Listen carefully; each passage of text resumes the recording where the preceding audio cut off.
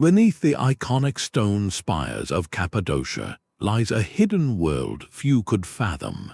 This is a landscape of ferried chimneys and open-air museums, a place that seems carved by wind and time alone. Yet in the 1960s, a man renovating his home broke through a wall and stumbled into a void. That discovery revealed not a simple cave, but the uppermost level of an entire city buried deep within the earth. This video will reveal how ancient peoples engineered these vast subterranean refuges for survival against overwhelming threats. We will explore why communities chose to live in darkness, how they solved the brutal problems of air, water, and food for thousands, and what these silent stone cities tell us about human resilience when facing the unthinkable. What does it take for an entire civilization to literally go underground? The story of these underground cities begins not with human hands, but with the raw, creative fury of the planet itself. Long before the first tunnel was carved, the entire region of Cappadocia was a stage for one of Earth's most dramatic performances. Over millions of years, a series of colossal volcanic eruptions blanketed the landscape in a deep, thick layer of ash. This wasn't the hard, sharp rock we often picture. As this ash settled and cooled, it compressed into something extraordinary, a stone called tuff. Tuff is a paradox. It's solid enough to hold its shape for centuries, yet soft enough to be worked with simple tools. Imagine it as a giant block of hardened chalk or a dense, petrified sponge. This unique quality is the master key to everything that followed. For the people who arrived later, this geology presented a miraculous opportunity. They didn't need to quarry heavy stone blocks and haul them into place to build. Instead, they could simply subtract. They could carve directly into the living rock, sculpting space from solidity. This subtractive method changed everything. With tools no more complex than stone hammers, wooden picks, and metal chisels, they could excavate vast chambers. The tuff was forgiving. It allowed them to shape stable, arched ceilings that distributed weight perfectly, preventing collapse. It let them bore long, sloping passageways connecting different levels. Most crucially, it enabled the engineering of deep, vertical ventilation shafts, which we'll explore soon, that reached from the deepest chambers all the way to the surface for fresh air. The rock itself was both their quarry and their building material, an entire landscape pre-made for excavation. So the question shifts from how they built these cities to why they felt such a drastic, monumental project was necessary. What drove them to seek safety in the silent dark? That single collapsed wall in 1963 opened a doorway into an entirely forgotten chapter of human history. The homeowner in the town of Derinkuyu found himself not in a small cellar, but at the top of a vast, dark well, a shaft dropping away into absolute blackness. Archaeologists and engineers who followed were met with a staggering reality. This was no simple cave network. It was a meticulously planned subterranean metropolis, carved downward through 8 distinct levels, reaching a depth of over 280 feet. To put that in perspective, it is the equivalent of an underground skyscraper with more than 25 stories, all hidden beneath the quiet streets of a modern Turkish town. The scale is almost incomprehensible. Explorers mapped out living quarters, stables for livestock, churches, wineries, communal kitchens, and even schools, all connected by a labyrinth of narrow, sloping corridors. Ventilation shafts, some stretching the entire depth of the city, provided a constant flow of fresh air to even the lowest chambers. Massive, circular stone doors, weighing up to 1,000 pounds, could be rolled across key passageways from the inside, sealing entire sections off from intruders. Current estimates suggest Derinkuyu could have sheltered as many as 20,000 people, along with their animals and food stores for extended periods. And Derinkuyu is not alone. Just a few miles away lies Kaymakli, another deep city with at least 8 explored levels. In total, over 200 underground settlements of various sizes have been identified across Cappadocia, with many experts believing hundreds more remain undiscovered. Astonishingly, evidence suggests that several of the largest cities were connected by long, underground tunnels, some stretching for miles. This was not a collection of isolated hideouts. It was a prepared, integrated network of refuges, a secret infrastructure built into the very bones of the land. The sheer magnitude of this undertaking forces a single, pressing question. What kind of threat could possibly compel an entire population to invest generations of labor into building such an elaborate, deep earth sanctuary? What were they so determined to keep out? The true genius of these subterranean cities lies not in their depth, but in their meticulous design. They were not dark, chaotic burrows. Instead, they reveal a sophisticated architectural blueprint for survival, a masterclass in organizing life beneath the earth. The layout followed a remarkably consistent and logical pattern across different sites, proving this was a refined cultural practice, not a desperate scramble. At the heart of every level were the living quarters. These were not merely holes in the wall. Rooms were carved with rounded corners and arched ceilings, a shape proven to distribute weight and prevent collapse.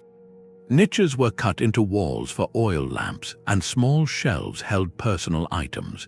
Narrow corridors connected these family units, creating distinct neighborhoods within the rock.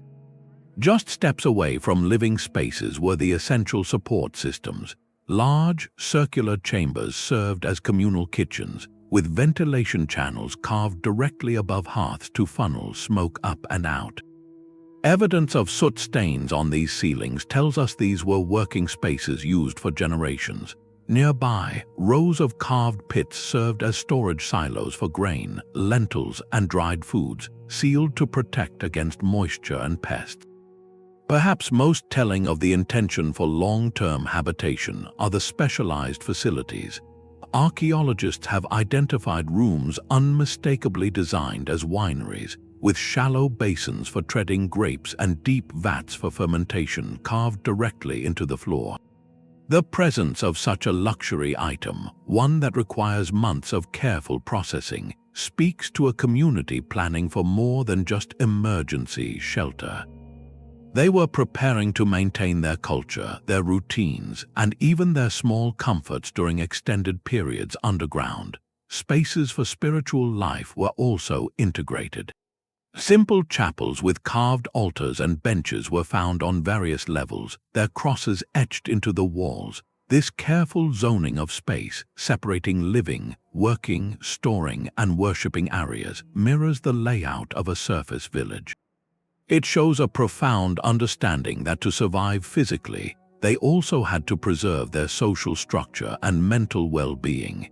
Every carved step, every air shaft, every rolling stone door was part of a grand, premeditated design to replicate a functioning society in the void, a testament to planning that looked decades, even centuries ahead. But a perfectly designed city is useless if its inhabitants cannot breathe. The most astonishing feat of engineering in these underground worlds was solving the single greatest threat of subterranean life: stale, toxic air. The architects of Derinkuyu and Kaymakli engineered a solution so effective it feels almost modern. They carved over 50 vertical ventilation shafts, some plunging the entire depth of the city, over 280 feet straight down. These were not simple holes. They were meticulously engineered chimneys that harnessed the natural principle of convection. Warm air from the crowded living quarters and kitchen fires would rise, creating a constant upward draft through these shafts. This draft pulled fresh, cool air from the surface down through other dedicated intake shafts, creating a passive, self-regulating circulation system. The air would be filtered and refreshed as it moved through the labyrinth, ensuring that even in the deepest wine cellar or chapel, the atmosphere remained breathable for thousands of people. It was a life support system carved from solid rock, a silent, perpetual breath for the city.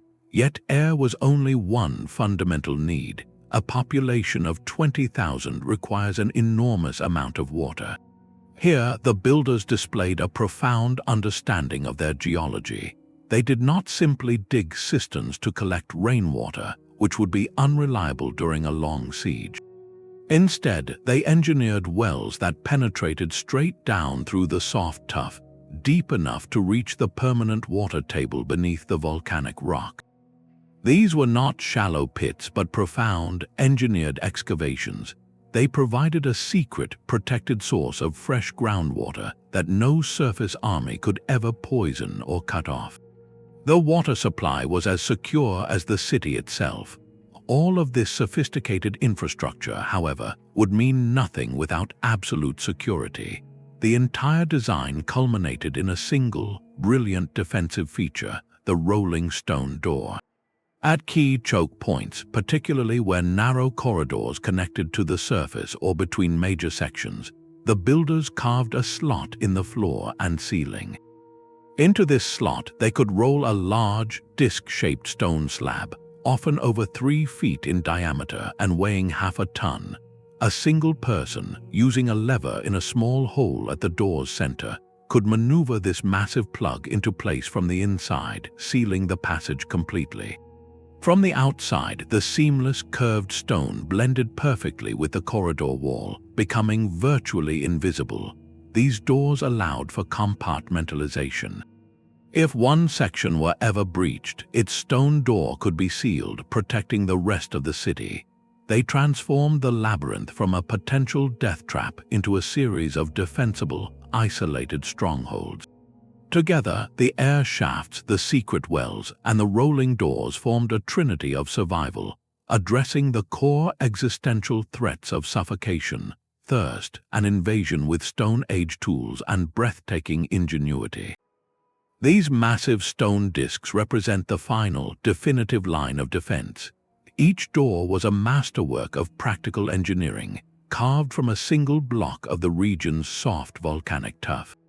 Shaped like a large millstone, they typically measured about 3 feet in diameter and could weigh as much as 1,000 pounds. The true ingenuity was in their placement and operation. Builders would carve a narrow, sloping corridor and then chisel out a shallow slot in the floor and a matching groove in the ceiling, just wide enough for the stone's edge. The door would sit nestled in this track, perfectly balanced. From the inside, a single individual could control this immense weight. A small hole was carved through the center of the stone, allowing a person to insert a wooden or metal lever.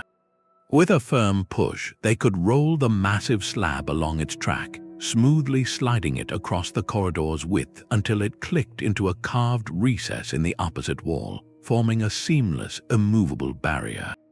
From the outside, the curved surface of the door would blend perfectly with the curved tunnel wall, making the passageway appear as nothing more than a solid, dead end of natural rock. Their strategic placement was a calculated science of security. These doors were never placed at random. They were positioned at critical choke points, the architectural vulnerabilities of the underground world. The most vital door was always at the main entrance, the single known access point from the surface. Others guarded the narrow passages connecting different levels, or the corridors leading to essential communal areas like the water wells and central ventilation shafts. This created a system of compartmentalization. If attackers ever managed to breach the main entrance and pour into the first level, defenders could simply retreat and roll the door, sealing off the ramp to the second level. The invaders would then be trapped in a confined, unfamiliar space, vulnerable to counterattack from small side passages known only to the residents. Each sealed door bought precious time and allowed the community to fall back to a deeper, more secure position, turning the entire city into a series of layered strongholds. The psychological impact of this defense cannot be overstated. For a community huddled in the dark, the deep, resonant sound of that stone rolling into place sealing them in and the world out, must have been the ultimate signal of security. It was the sound of their world closing, of their collective breath held, and of a civilization choosing to wait in patient silence for the storm above to pass.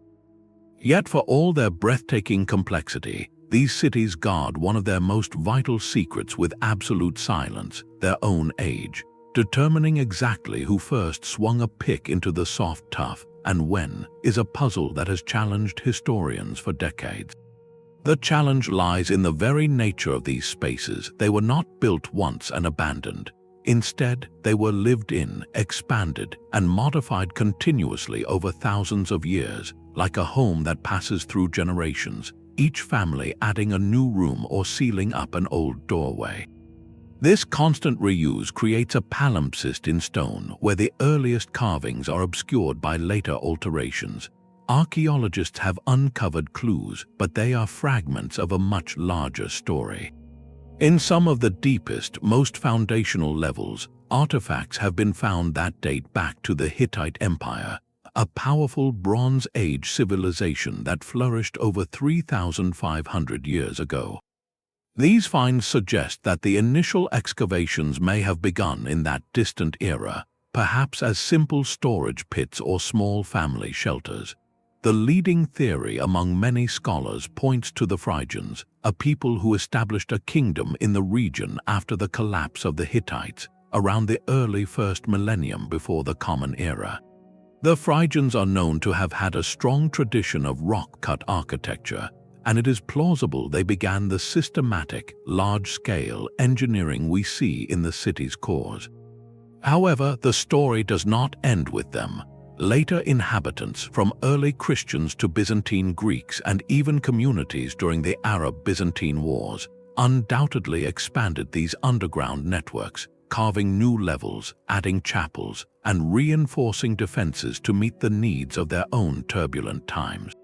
Each generation left its mark, not with a signature but with the subtle differences in tool marks, the style of a carved cross, or the design of a storage bin.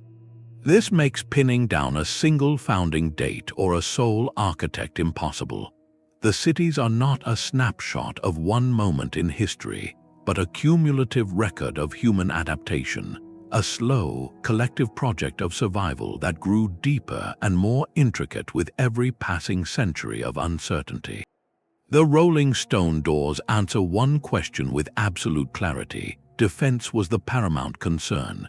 To understand the scale of that fear, we must see Cappadocia not as an isolated valley, but as a historic crossroads. For millennia, this region sat directly on the fulcrum of empires, a fertile plateau caught between the ambitions of great powers. Trade routes brought wealth and ideas, but they also painted a target on the landscape. From the powerful Assyrian armies of the ancient world to the relentless cavalry of later Mongol forces, wave after wave of conflict washed over this land.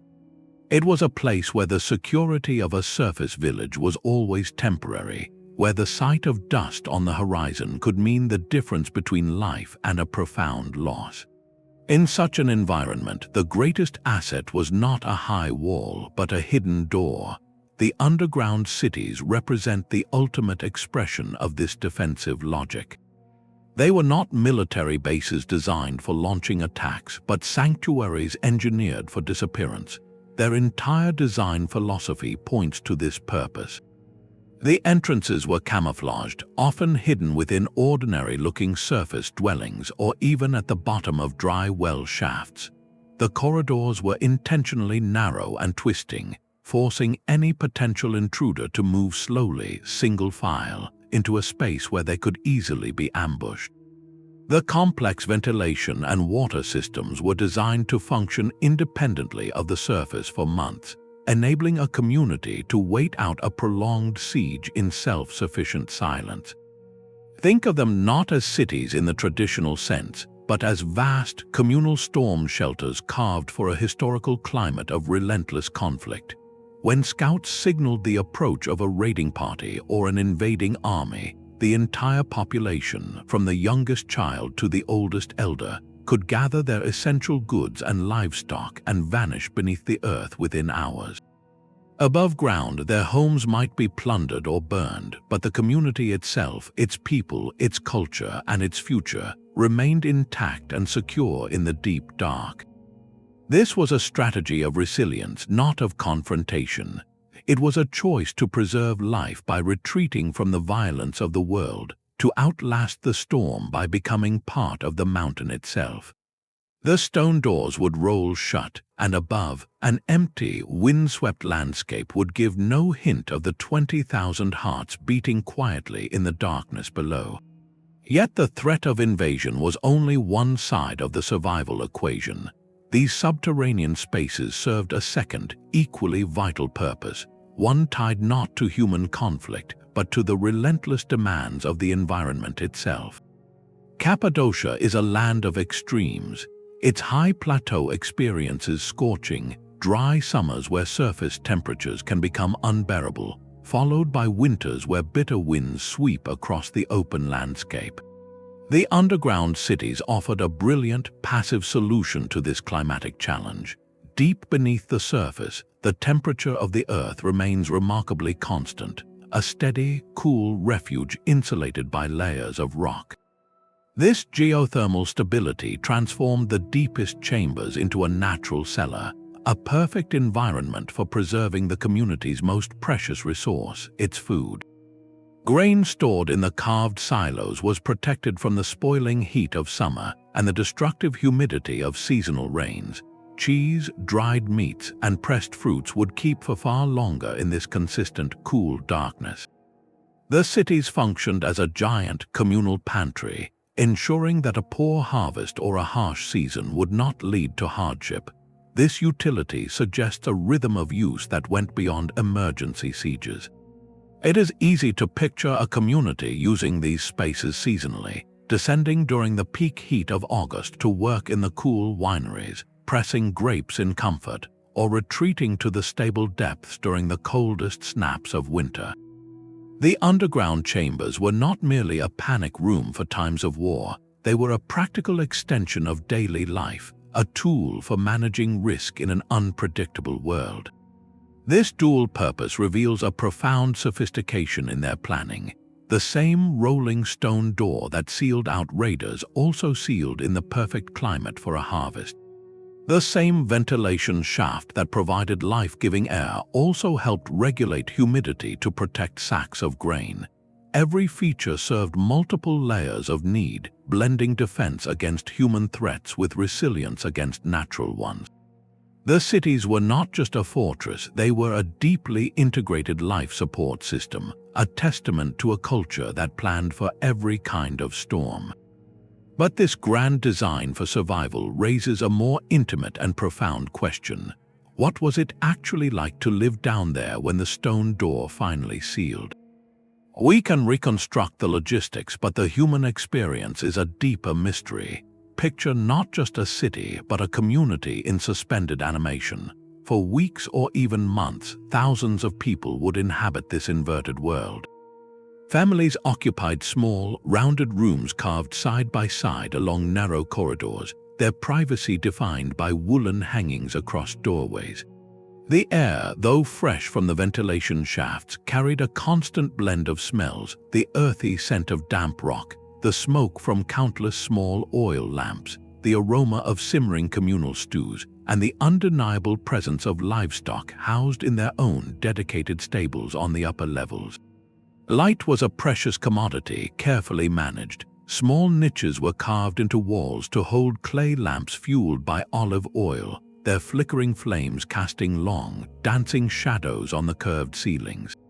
This created a world of perpetual twilight, where the day and night cycle of the surface was replaced by the rhythm of lamp lighting and extinguishing. Sanitation was a critical challenge solved with ingenious simplicity. Specific deep pits, isolated from the water supply, served as communal latrines. Waste was covered with ash or soil to manage odor, and these sealed chambers could be abandoned and new ones excavated as needed, a testament to planning for the very long term. The social fabric would be tested in this dim, crowded reality. Leaders, likely elders or designated stewards, would be responsible for rationing the food from the storage silos, doling out grain, lentils, and preserved goods to ensure the community lasted the siege. Water from the secret wells was strictly allocated. Children would be tasked with simple chores, perhaps refilling lamps with oil or helping mind younger siblings in the semi-darkness. The constant background noise would be a low hum of murmured conversations, the distant bleating of goats, the scrape of a millstone grinding grain, and the echoing drip of water from a seep in the rock. The psychological weight of such confinement is hard to overstate. While the community provided crucial support, the lack of sunlight, the cramped quarters, and the underlying anxiety about the world above would press on every individual. This is where the carved churches and communal spaces reveal their true purpose.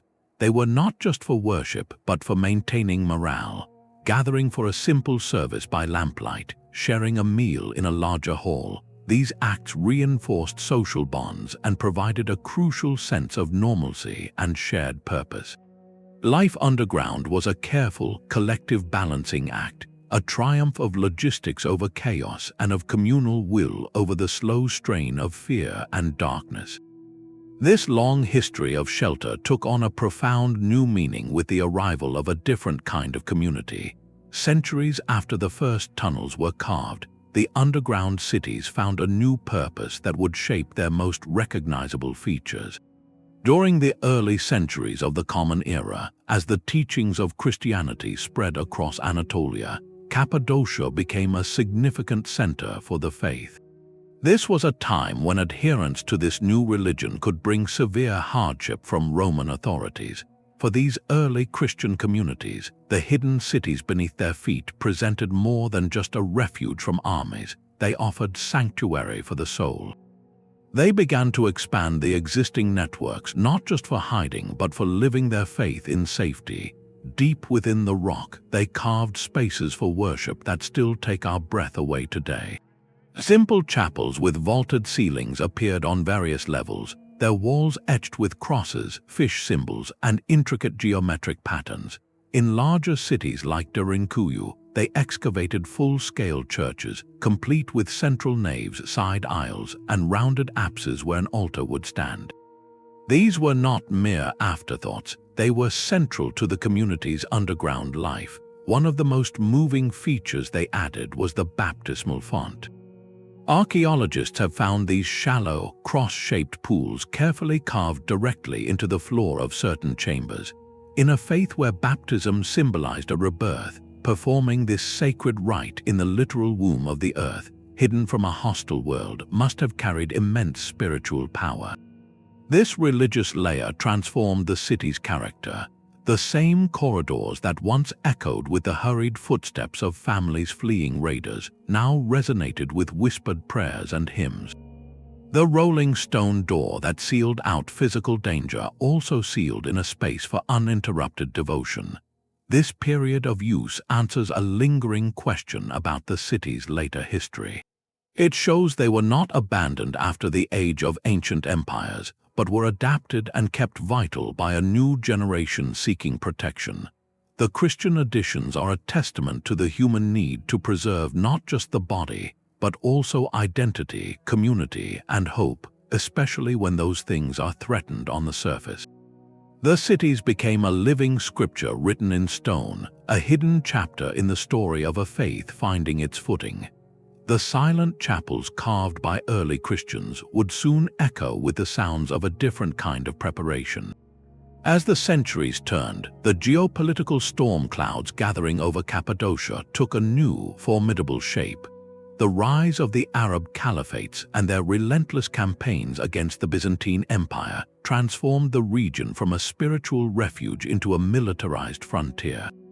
This era, spanning from the 7th to the 11th centuries, marks the period of the underground city's most intense and organized use. They were no longer just secret shelters, they became integrated components of a vast regional defense network, officially sanctioned and maintained by the Byzantine military apparatus.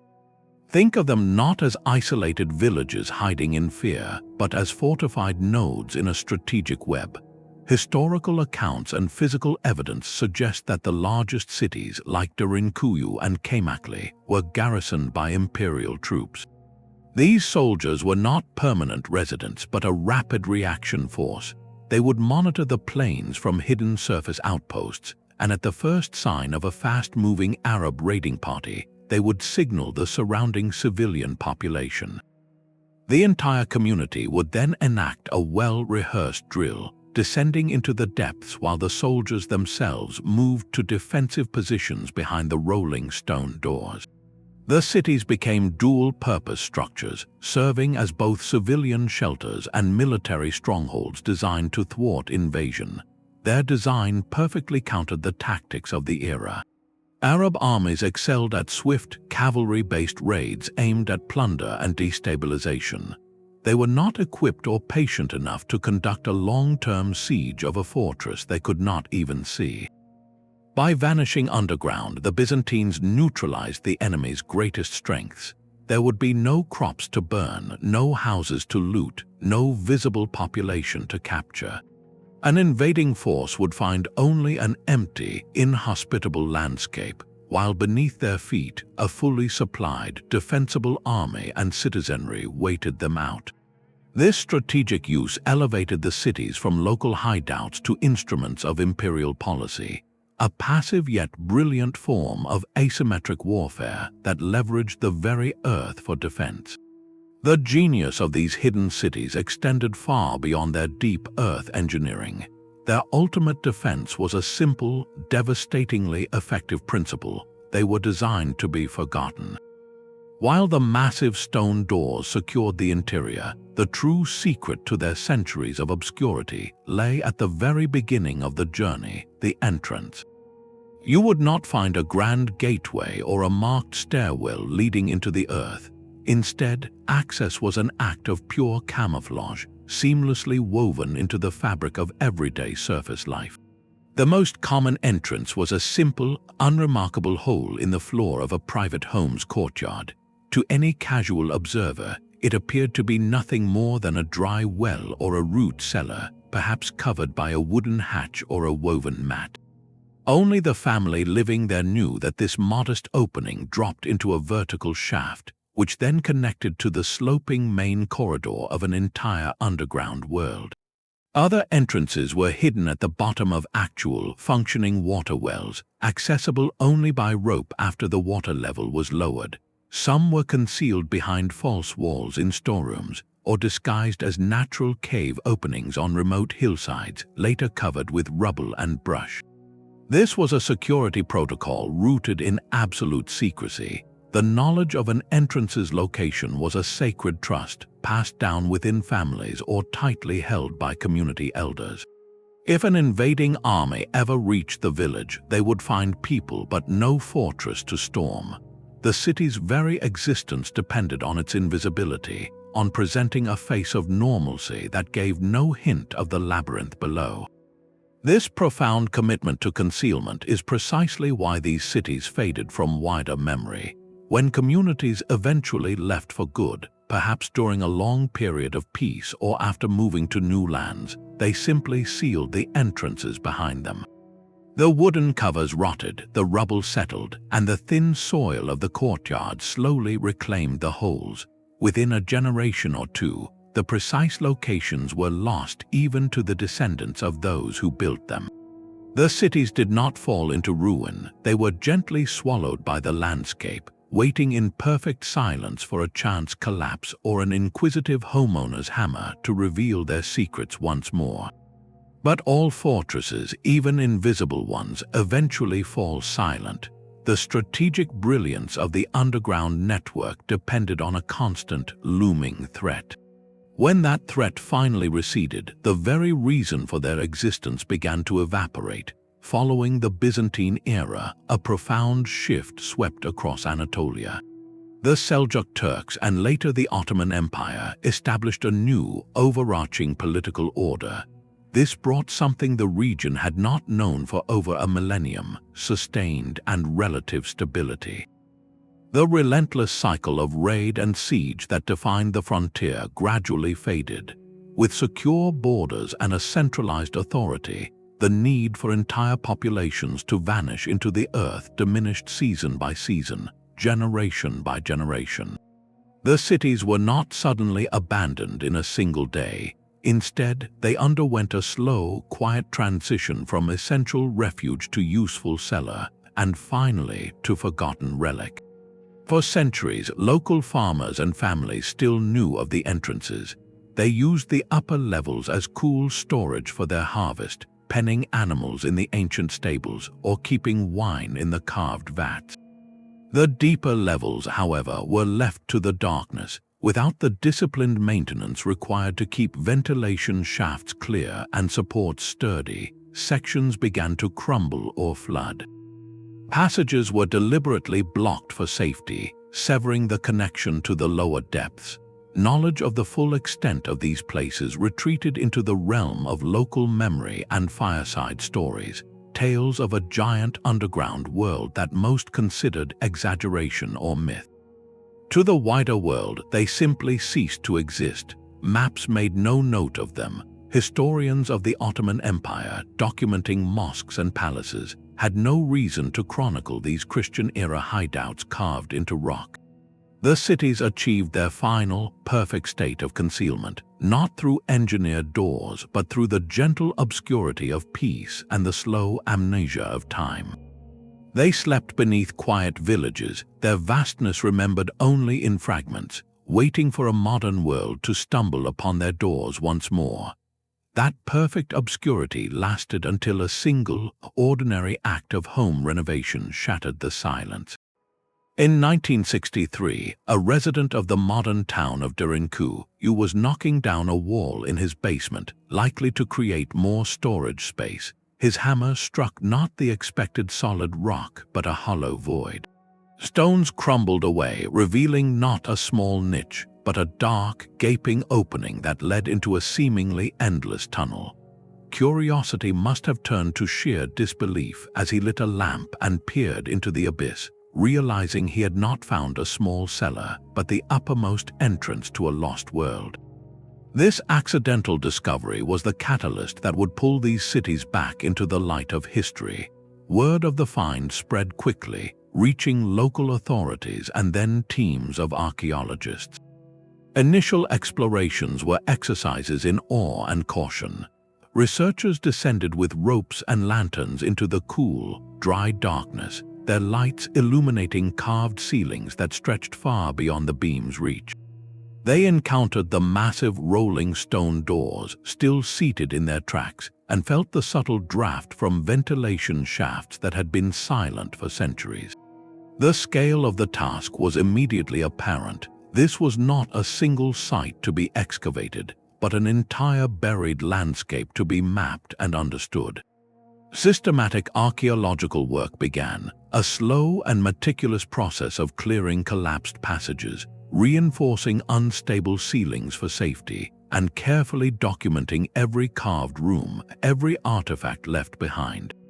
Teams discovered not just empty chambers but the tangible echoes of daily life: ceramic oil lamps, stone grinding wheels for grain, and the soot stains of ancient kitchens still visible on the ceilings. Each level surveyed revealed more complexity, pushing the known depth of Derinkuyu further and further down until it reached the staggering count of 8 explored levels. The goal shifted from mere exploration to preservation and interpretation. Engineers worked alongside historians, installing safe walkways and discreet lighting systems that would allow visitors to experience the spaces without damaging the fragile tuff walls. What began as a local curiosity transformed into one of Turkey's most significant archaeological treasures and a major destination for global tourism. Today, walking through the softly lit corridors of Derinkuyu or Kaymakli, you are tracing the path of that first astonished homeowner, stepping directly into an engineered miracle that had been patiently waiting in the dark for its story to be told once more. The scale of these Turkish labyrinths is staggering. But they are not the only example of humanity seeking sanctuary beneath the surface. Across the globe and throughout time, other cultures have made similar choices, carving their own stories into the earth. In the sun-baked hills of southern Tunisia, the Berber people created the remarkable underground homes of Matmata. Here, the solution was to dig large, circular courtyards straight down into the ground, and then tunnel living spaces horizontally out from the walls of these open pits. This created a sheltered, temperature-controlled environment, protecting inhabitants from the extreme desert heat. Far across the Atlantic, in what is now the southwestern United States, the ancestral Pueblones constructed the breathtaking cliff dwellings of places like Mesa Verde. These were not subterranean in the same way, but they shared a core philosophy, using the landscape itself as a fortress. They built entire villages into high, sheer cliff alcoves, accessible only by precarious hand and toeholds, turning geography into an impassable barrier. Each of these adaptations is a brilliant response to local threats, whether climate or conflict. Yet when we place Cappadocia beside them, its distinct and almost overwhelming character comes into sharper focus. Matmata's pit houses are ingenious, but they are individual family dwellings or small clusters, not interconnected cities. Mesa Verde's cliff palaces are communal and defensible, but they are built onto the landscape, not excavated entirely within it. What sets the Cappadocian complexes apart is their sheer, integrated urbanism. They are not just homes hidden in rock, they are entire, multi-level municipalities with dedicated infrastructure. The presence of miles of connecting tunnels between major settlements suggests a coordinated, regional defense plan unseen elsewhere. The depth, plunging the equivalent of a 25-story building into the earth, required a mastery of ventilation and water engineering that feels profoundly advanced. While other underground spaces around the world served as shelters or villages, Cappadocia's networks functioned as true alternative civilizations, capable of hosting thousands of people and maintaining the full complexity of social and economic life for months on end. They represent the most extreme and complete architectural commitment to the idea of disappearance, a testament to a society that chose to build its safety not just within the mountain, but as the mountain itself. The true test of any refuge is not its walls, but its pantry. A sealed stone door could keep an army out, but it could not feed the thousands sheltered within. The most critical challenge for Cappadocia's underground architects was designing a system to sustain life for months without a single ray of sunlight reaching a single stalk of wheat. The evidence they left behind reveals a master plan for nourishment, a blueprint for surviving a siege measured not in days but in seasons. Central to this plan were the massive storage chambers.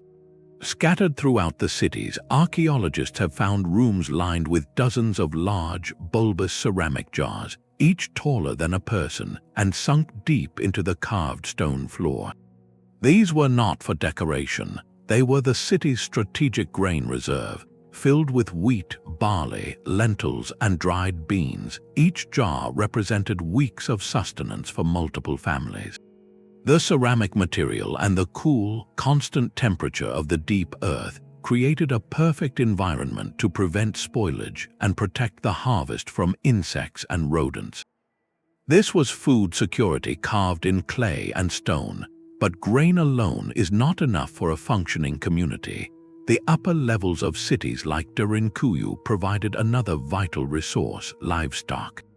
Large, open chambers with carved troughs and tethering rings served as underground stables.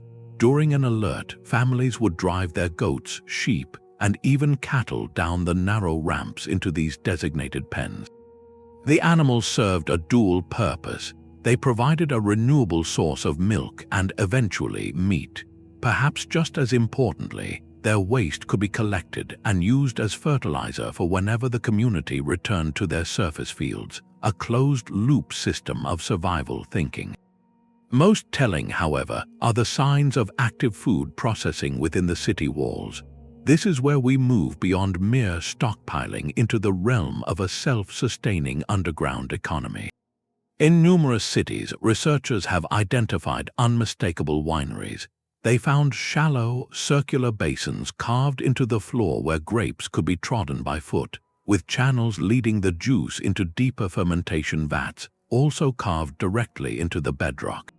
The presence of wine is a profound clue. Wine is not a staple survival food. It is a cultural product, one that requires planning, patience, and specific knowledge. Growing grapes, harvesting them, and fermenting the juice takes an entire annual cycle. This means the community was not just preparing for a sudden emergency, they were preparing for a lifestyle. They intended to preserve not just calories, but also comfort, ritual, and a taste of normalcy during their confinement. Similarly, the countless grinding stones found in communal kitchens speak to the daily processing of stored grain into flour for bread. The cities were equipped not just with raw materials, but with the tools to transform them. Every step from the field to the fermentation vat was considered. They cultivated crops like wheat and grapes that could be dried, pressed, or sealed away at their peak. They designed spaces to house the animals that complemented those crops. They created the vessels and workrooms to turn those stores into meals.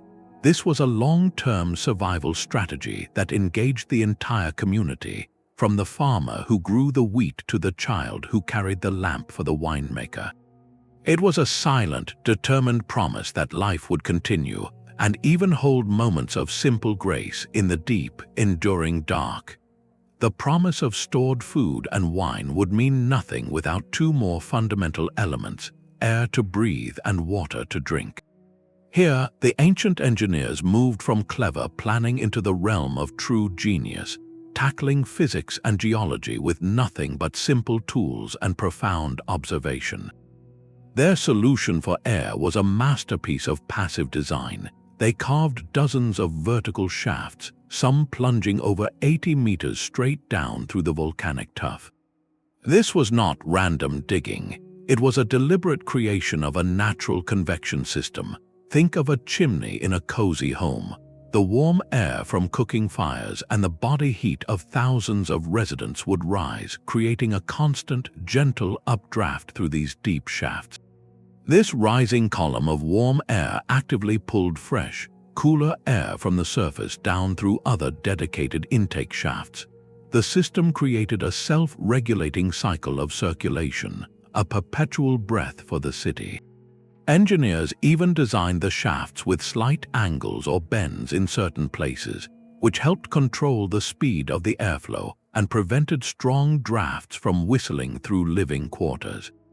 It was climate control carved from stone, ensuring that even in the deepest chapel, the air never grew stale or toxic.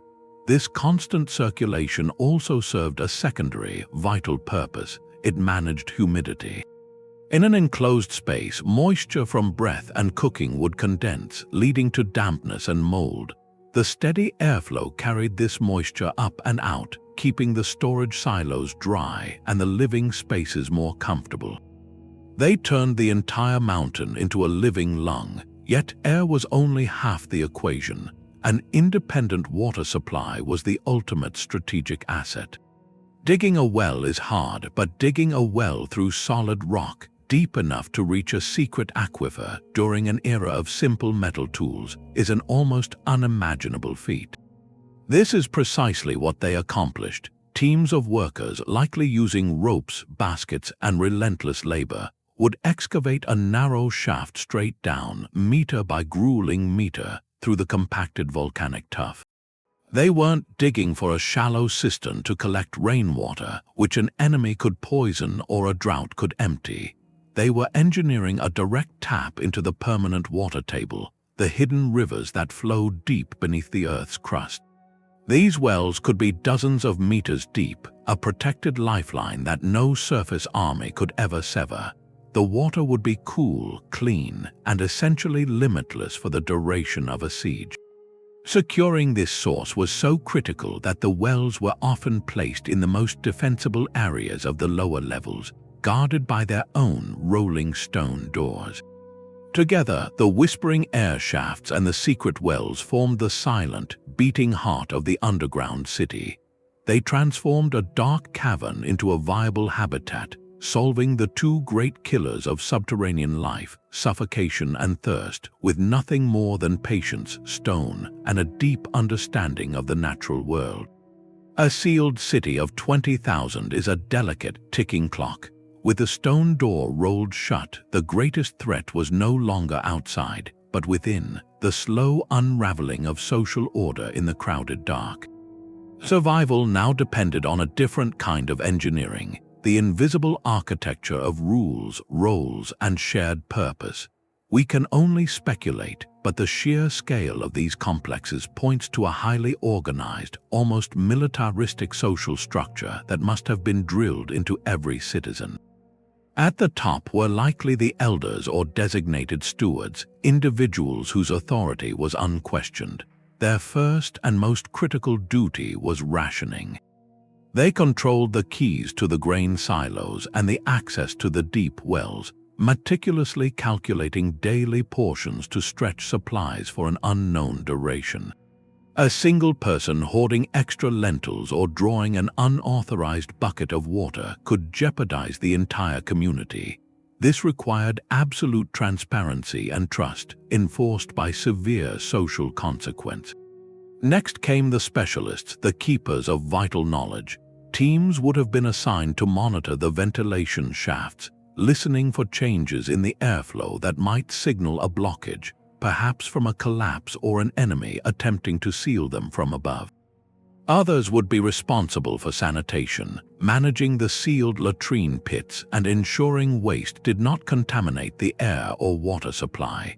A designated group likely tended the livestock in the upper stables, their role crucial for managing both the animals' health and the valuable resource they represented. To prevent chaos in the narrow corridors, a shift system would have been essential. Access to communal areas like the kitchens, chapels, or the central water distribution point had to be staggered. Imagine a schedule carved on a clay tablet or announced by a town crier moving through the levels, determining when your family could grind flour or draw your daily water. This regimentation minimized crowding and conflict, turning the endless waiting into a predictable, manageable routine. But rules alone cannot govern the human heart. Inevitably, tensions would flare in the dim, pressurized atmosphere, disputes over noise, shared space, or perceived unfairness. A formal mechanism for conflict resolution would have been vital, perhaps a council of respected community members who could hear grievances and arbitrate decisions that everyone would agree to abide by. Their goal was not to assign blame, but to preserve the fragile peace, to mend the social fabric before a small tear could become a fatal rift. This intricate social machine, humming along in the lamplight, was the true masterpiece. It transformed a frightened crowd into a single, resilient organism, where every individual had a role, every action had a purpose, and the collective will to endure was the most powerful defense of all. Such a profound human achievement inevitably attracts more fanciful explanations. In the shadowy silence of these tunnels, it is easy for imagination to fill the void with stories of lost technologies or otherworldly architects. Some popular theories suggest these cities were built by a forgotten super-civilization, possessing tools and knowledge far beyond our own. Others propose even more speculative origins, pointing to the smooth, rounded walls and deep shafts as evidence of advanced, perhaps even extraterrestrial, engineering. These narratives are compelling, but they overlook the most remarkable truth of all. The cities are a testament to what ordinary people, working with simple tools and immense collective will, can accomplish across generations. The evidence for human construction is etched into every surface. Archaeologists have found the actual stone and metal tools used for the carving, left behind in some chambers. The walls themselves tell the story, showing the distinct pick and chisel marks of different eras, with techniques evolving from rough, broad strokes in the deepest levels to more refined work near the surface. The engineering, while brilliant, is firmly rooted in the physics and materials of the ancient world. The ventilation system operates on basic principles of convection, known to cultures who built fires in shelters for millennia. The rolling stone doors are a logical, mechanical solution to a defensive problem, using leverage and careful craftsmanship. There is no need for mythical lasers or anti-gravity devices, only for disciplined labor, careful observation, and the relentless passage of time. These were not projects completed in a single lifetime, but communal endeavors that grew slowly, level by level, as each new generation expanded upon the work of the last. This gradual, human-scale progress is what makes them so relatable and so deeply impressive. Yet, dismissing all the myths does not mean we have unlocked every secret. Legitimate, evidence-based mysteries persist, and they are perhaps even more intriguing. The greatest of these is the question of the city's true, original scale. We have mapped the explored sections of Derinkuyu and Kaymakli, but what remains hidden? Ground-penetrating radar and other non-invasive surveys suggest that vast, uncharted sections may still lie blocked by deliberate collapses or natural sediment. Even more tantalizing are the accounts of local legends and early explorers who spoke of tunnels connecting these major complexes over distances of several miles. If such subterranean highways existed, they would represent a coordinated, regional infrastructure of staggering ambition, a hidden network allowing entire populations to move between refuges without ever surfacing. Proving this definitively is a monumental challenge, as many suspected passages are now too unstable or flooded to enter. So while we can confidently say humans built these wonders with their own hands, we must humbly admit we may never know the full extent of what those hands achieved. The cities guard their final dimensions as closely as they once guarded their people. The soft volcanic tuff that hid these cities for centuries now presents a modern challenge for researchers. Even with our advanced technology, we cannot simply tear open the landscape to see what lies beneath. The primary tool for this delicate investigation is ground-penetrating radar. Scientists slowly move these devices across the surface, sending pulses of energy deep into the earth. The signals that bounce back create a ghostly, three-dimensional map of voids and disturbances hidden below. What these scans reveal is both thrilling and humbling. They consistently show large, unexcavated chambers branching off from known corridors, and deep anomalies that suggest entire levels remain completely unexplored. Perhaps the most compelling radar data points to long, linear features stretching between known sites. This lends scientific credence to those old local stories of secret tunnels, miles long, connecting one underground city to another. If confirmed, this would transform our understanding from studying isolated refuges to analyzing a true subterranean network, a hidden highway system carved for an age of uncertainty. This frontier of the unknown raises profound new questions that archaeologists are only beginning to frame. We have estimates, but what was the true total population capacity of this interconnected world during a crisis? The numbers could shift from thousands to tens of thousands. While we have fragments of artifacts from different eras, can we ever construct a precise timeline, distinguishing exactly which generation carved which level and for what specific threat? Each tool mark might be a sentence in a story we are still learning to read, and perhaps the most intriguing question of all concerns the full inventory of their uses. Beyond defense and climate control, were there spaces dedicated solely to healing or to teaching or to crafting? Did they serve as secure archives for sacred texts or communal records during times of persecution? Every new chamber discovered holds the potential to rewrite a paragraph of this buried history. The work continues, a slow fusion of ancient intuition and modern science.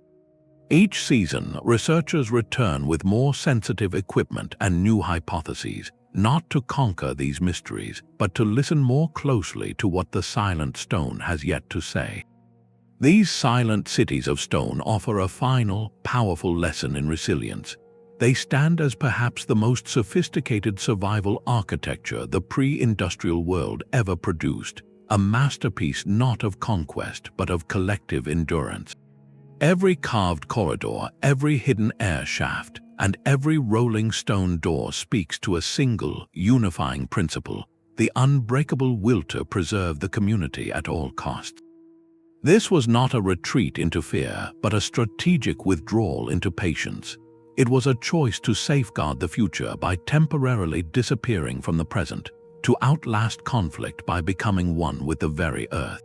The true wonder is not merely the scale of the excavation, but the profound social contract it required. Generations of people invested their labor into a project they might never need, a gift of security for children they would never meet. This long-term thinking, this dedication to a common good beyond any single lifetime, is their most enduring legacy. In the face of overwhelming threat, they did not scatter or surrender. They gathered, they planned, and they built a hidden world to ensure their story would continue.